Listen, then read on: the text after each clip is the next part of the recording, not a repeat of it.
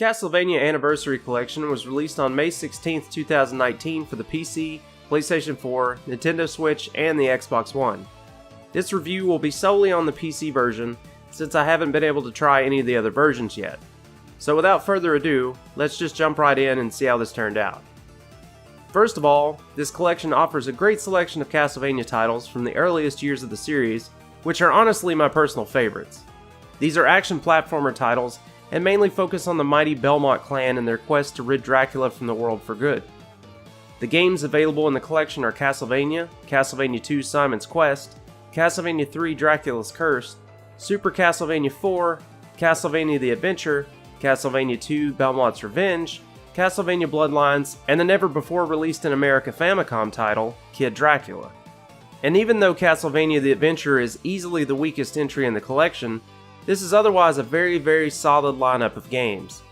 The collection also offers some cool extras like a bonus book that shows off concept art for all of the titles, different art for all regions that the games were released in, and even little articles and interviews that give some insight on the series as well as the Netflix show. The games, with the exception of Simon's Quest, are very linear and straightforward. The player usually transverses from left to right, room by room, killing enemies with the character's trusty whip and sub-weapons, and just trying to survive. There are several stages in each game, and they each have their own enemies, deadly traps and pitfalls, as well as bosses that need to be conquered in order to reach the final stage, where Dracula will be waiting. This collection offers some neat things for each title that I found to be much better than the Requiem collection that was released last year. There are options to change the video format to either 4:3 ratio, pixel perfect, or 16:9 stretched.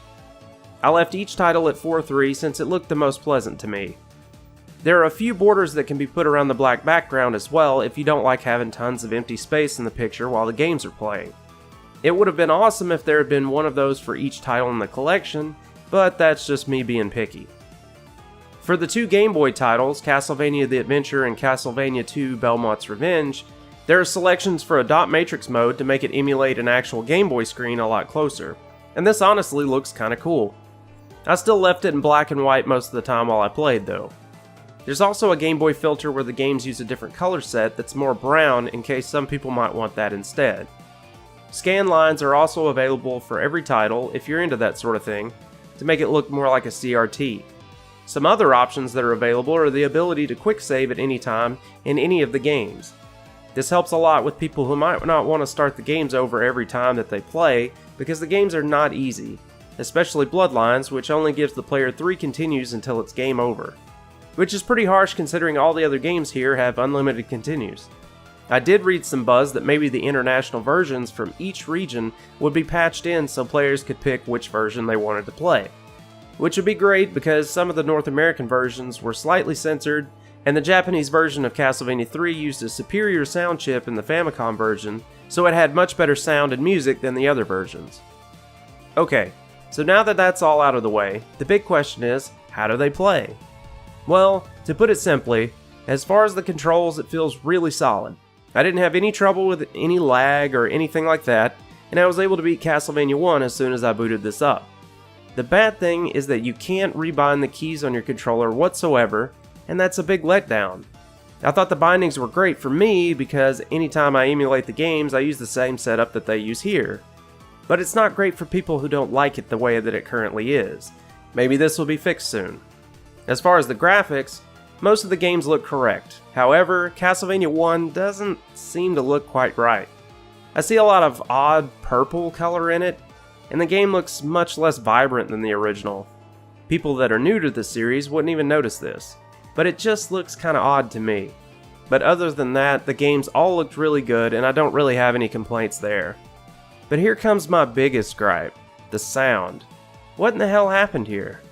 There are all these random chirps in the midis and almost clicking noises that happen quite often. The music in these games are some of the best tracks in all of gaming history, and to have them messed up like this is pretty terrible. This might be something that can be patched, but until then I urge anyone playing this not to wear headphones like I did. With these gripes aside, I have to say that the overall package is pretty damn nice for people who want to get into this great series, but don't want to spend a ton of money. It's not perfect, but the gameplay still feels right, and that's where it counts. And here in America, the collection is $20, so that's $2.50 per game. I don't know a cheaper way to grab these titles, and having the never before released outside of Japan Kid Dracula in there with an English translation is a pretty cool bonus. So if you already own these games, then I don't recommend getting this because you already own the best versions of them. But if you don't have these, then I say go ahead and snag this collection because this is full of fantastic games. And if you're unsure about it, then you can always wait for a sale.